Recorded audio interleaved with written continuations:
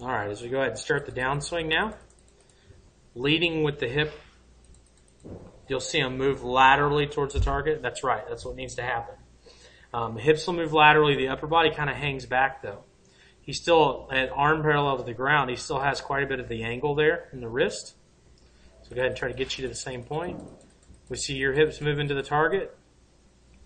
But one major difference when you look at those two. Can you see how because you weren't pivoted very well at the top, now how your upper body's kind of leaning in with the hip? So it's like everything's going instead of the hips going and the upper body staying back. Mm-hmm. Now you've got yourself in this position where you have to pull your whole body forward. And the other thing that we see is that we're not really getting the drive from the right knee that we're getting from Tiger. So he's driving through that shot with his right knee. That's where a lot of power comes from. So I'm not saying you need more power. I'm just saying that there's a lot of potential for more power based on what you're doing in your swing. If we take him a little further down, we'll go all the way to where the club hits his hip. There's thigh. And we look and see he still has almost that 90-degree angle there in the wrist.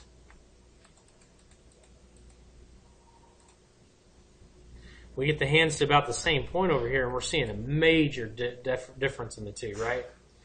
All right, so if we're just drawing this out with Tiger here, we're going to draw down from here and out to here.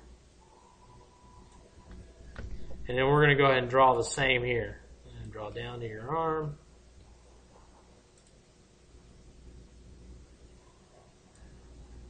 Pretty close.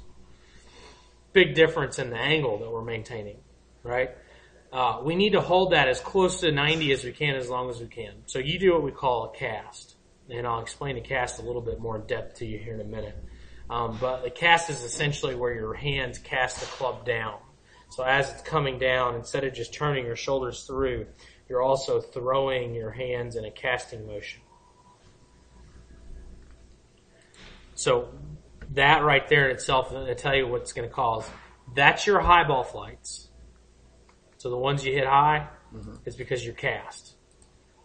The ones you hit low or the ones you hit left is because you're casting and flipping.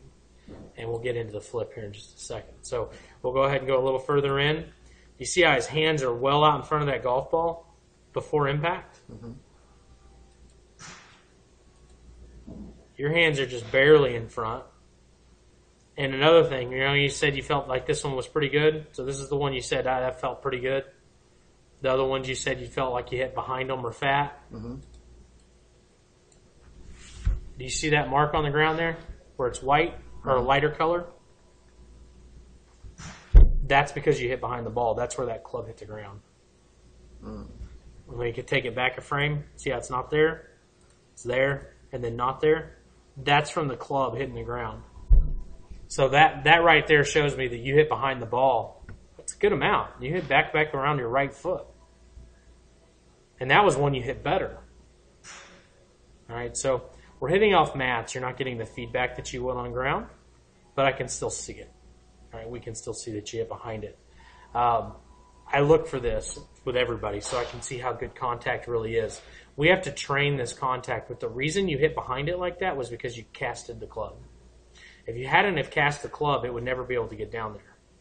So that cast is probably your biggest problem right now.